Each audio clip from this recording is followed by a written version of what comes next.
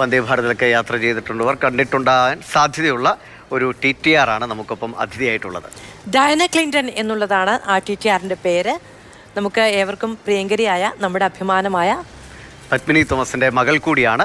ഇപ്പോൾ ഡയാന അതിഥിയായി വരാനുള്ള ഒരു കാരണം ഞാൻ ആ വീഡിയോ കണ്ട ശേഷം അല്ലേ ഡയാന, ആ വീഡിയോ കണ്ട ശേഷം പറയാം.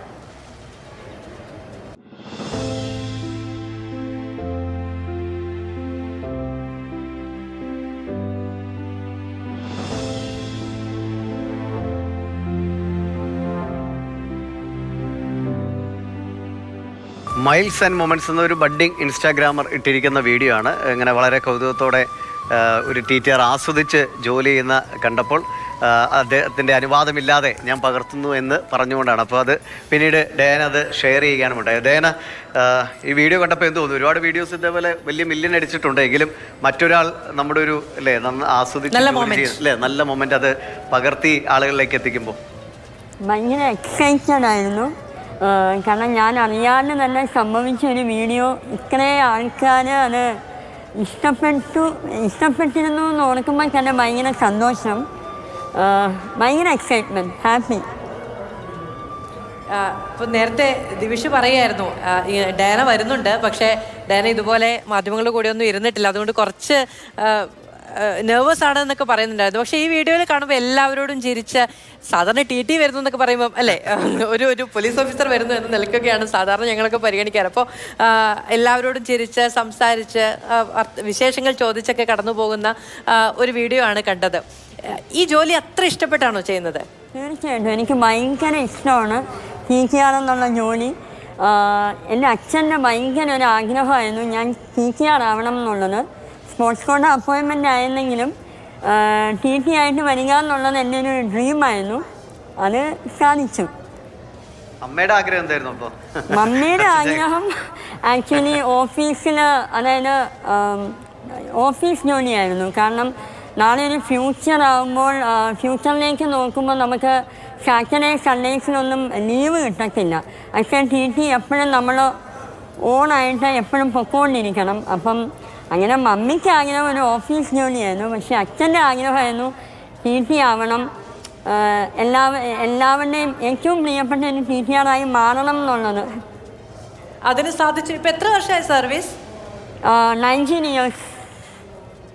നമ്മൾ ഈ വന്ദേ ഭാരത് വരുന്ന സമയത്ത് ഡയാന വാർത്തകളിലൊക്കെ നിറഞ്ഞാണ്. പക്ഷെ നമ്മൾ ഇപ്പോൾ വിളിക്കാൻ കാരണം ഇങ്ങനെ ഒരു സന്തോഷം. ഞാനൊന്ന് ഈ അച്ഛൻകുട്ടി എന്ന് സാധാരണ ആളുകൾ പറയുമല്ലോ, പെൺകുട്ടികൾക്ക് പിന്നെ അച്ഛൻ്റെ ആഗ്രഹങ്ങളോടായിരിക്കും കുറച്ചുകൂടി ഒരു പ്രതിബദ്ധതയും തോന്നുന്നു അമ്മയ്ക്കാണോ? അതുകൊണ്ടാണോ അച്ഛൻ്റെ ആഗ്രഹത്തിൻ്റെ വഴി തന്നെ സഞ്ചരിച്ചത്? അല്ലെങ്കിൽ എത്രയോ മേഖലകളിലേക്ക് ഇപ്പോൾ ബൈക്ക് റൈഡിങ്, മോഡലിംഗ്, ഇങ്ങനെ പലതും ചെയ്യുന്നുണ്ടല്ലോ, എങ്കിലും TTR ആയി അല്ലെ ആ കുപ്പായത്തിൽ അച്ഛൻ്റെ ഒരു സന്തോഷം കാണാൻ വേണ്ടി തന്നെയായിരുന്നു അത്? തീർച്ചയായിട്ടും അച്ഛൻ്റെ സന്തോഷം കാണണം എന്നുള്ളതായിരുന്നു, അച്ഛൻ്റെ ആഗ്രഹം സാധിച്ചു കൊടുക്കണം എന്നുള്ളതായിരുന്നു. മാത്രമല്ല സ്പോർട്സ് മേഖല ആയതുകൊണ്ട് എപ്പോഴും ഒരുപാട് ആൾക്കാരെ കാണുന്നതാണല്ലോ. അപ്പം എനിക്കും ഒരുപാട് ജനങ്ങളുടെ ഇടയിൽ ജോലി ചെയ്യുക എന്നുള്ളത് എൻ്റെയും കൂടെ ഏറ്റവും വലിയ ആഗ്രഹമായിരുന്നു. ഈ മറ്റിഷ്ടങ്ങൾ ഇപ്പോൾ ഞങ്ങൾ കണ്ടു, ബൈക്ക് റൈഡ് ചെയ്യുന്നത് കണ്ടു, മോഡലിംഗ് ചെയ്യുന്നത് കണ്ടു, അത്തരം ഇഷ്ടങ്ങളൊക്കെ അതുകൂടി ഒക്കെ പറയാമോ? എനിക്ക് ഒരുപാട് ആക്ടിവിറ്റീസ് എനിക്കറിയാം. ബൈക്ക് റൈഡിങ് അറിയാം, മോഡലിംഗ് ചെയ്യാറുണ്ട്, അതൊക്കെ ഇഷ്ടമാണ്. സ്വിമ്മിങ് അറിയാം, എനിക്ക് കരോട്ടെ അറിയാം, ഞാൻ ബാസ്കറ്റ്ബോൾ നാഷണൽ പ്ലെയറാണ്. ഏകദേശം പറഞ്ഞ ഒരു ഓൾറൗണ്ടറാണ്. എനിക്ക് ഈ മേഖലകളെല്ലാം ഭയങ്കര വൺ ഓഫ് ദ എൻ്റെ മോസ്റ്റ് ഫേവറേറ്റ് മേഖലകളാണ് ഇതെല്ലാം. ഇതെങ്ങനെ ഈ TTR ജോലി എന്ന് പറഞ്ഞാൽ നമുക്കറിയാം, രാവിലെ അല്ലേ പോയി കഴിഞ്ഞ് കഴിഞ്ഞാൽ ഒരു സർവീസൊക്കെ കഴിഞ്ഞ് നിങ്ങൾ തിരിച്ചു വരുന്നു, പിന്നെ റെസ്റ്റ് എടുത്ത് അടുത്ത ട്രെയിൻ പിടിക്കുന്നു. വളരെ തിരക്കുള്ള ഒരു ജോലിയാണ്. പ്രത്യേകിച്ചും പല വാർത്തകൾ നമ്മൾ കാണുമ്പോൾ കുറച്ച് ടെൻഷനും ഉള്ള ജോലിയാണ്. അപ്പോൾ അതിനിടയിൽ ആ സമ്മർദ്ദത്തെ മറികടക്കാൻ വേണ്ടി ഈ ഇഷ്ടങ്ങളിലേക്ക് വന്നതാണോ, അതോ നേരത്തെ മുതൽ ഇതെല്ലാം കൂടെ ഉള്ളതാണോ? ഇപ്പോൾ യാത്രകളായാലും മോഡലിംഗ് ആയാലും ഒക്കെ നമ്മൾ എത്ര വലിയ തിരക്കിലൂടെ പോവുകയാണെങ്കിലും നമുക്ക് നമ്മളെ സ്നേഹിക്കാൻ 1 മണിക്കൂർ കണ്ടെത്തണ്ടേ? ഞാൻ എന്നെ സ്നേഹിക്കാൻ 1 മണിക്കൂർ കണ്ടെത്തുന്നതാണ് ഈ മോഡലിംഗ്, ബൈക്ക് റൈഡിങ്, ഈ പറയുന്ന മേഖലകളെല്ലാം. ഈ ഓരോ വീഡിയോയിലും കുറേ വേറെ വേറെ ഹെയർ സ്റ്റൈലൊക്കെ ആണല്ലോ, അപ്പോൾ ഈ പരീക്ഷണങ്ങളൊക്കെ എങ്ങനെയാണ്? ഹെയർ സ്റ്റൈൽസ് ഒരു 4-6 മാസം കൂടുമ്പോൾ ഞാൻ മാറ്റാറുണ്ട്. ഇല്ല, എനിക്ക് ഡിഫറെൻറ്റ് ചേഞ്ചസ് ഇഷ്ടമാണ്. എന്നിൽ എന്തൊക്കെ മാറ്റങ്ങൾ കൊണ്ടുവരാൻ പറ്റുമോ അതിന് ഞാൻ ശ്രമിക്കാറുണ്ട്. അതെൻ്റെ ഓരോ വീഡിയോയിലും ഞാൻ ഇൻക്ലൂഡ് ചെയ്യാറുമുണ്ട്.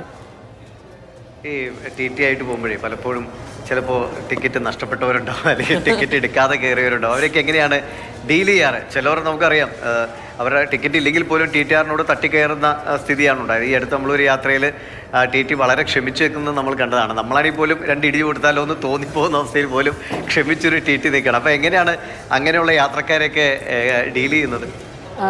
പല കണക്കിലുള്ള ആളുകൾ പല കണക്കിലുള്ള മാനസിക സമ്മർദ്ദവുമായിട്ട് വരുന്നതാണ്. എന്നിരുന്നാലും പറഞ്ഞ് മനസ്സിലാക്കാൻ ശ്രമിക്കും. ഇപ്പം വന്ദേ ഭാരതിലെ ഒരു പെനാലിറ്റി ആണെങ്കിൽ പോലും അത് അവർക്ക് അടയ്ക്കാൻ പറ്റുമെങ്കിൽ ഞങ്ങളത് മാക്സിമം അടപ്പിക്കും. ഇല്ലാന്നുണ്ടെങ്കിൽ ഞങ്ങൾക്ക് വേറെ നിവർത്തിയില്ല. ഞങ്ങൾ അടുത്ത സ്റ്റേഷനിൽ RPF ഹാൻഡ് ഓവർ ചെയ്യൊക്കെ ഉള്ളൂ. അപ്പോൾ അവരത് പുറത്തിറങ്ങി അവരതിനടയ്ക്കാനുള്ള സംവിധാനം അവർ തന്നെ കണ്ടെത്തും.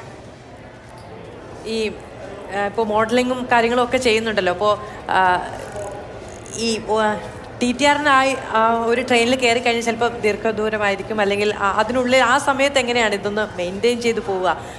ചില കോളുകൾ ഉണ്ടായിരിക്കും, ചില കമ്മിറ്റ്മെൻറ്റ്സ് ഉണ്ടായിരിക്കും, ജോലിയുടെ തിരക്കുണ്ടായിരിക്കും. അതപ്പോൾ എങ്ങനെയാണ്? എല്ലാത്തിനും സമയം കണ്ടെത്തുക എന്നുള്ളതാണ് കാര്യം. നമ്മൾ ചിന്തിക്കുമ്പോൾ ചിലപ്പോൾ നമുക്ക് ഒന്നിനും സമയം കാണത്തില്ല. പക്ഷേ ആ സമയം കാണാക്കണക്ക് നമുക്ക് എന്ത് ചെയ്യാൻ പറ്റത്തില്ലയോ അത് ചെയ്യുക എന്നുള്ളതാണ് എൻ്റെ പോളിസി.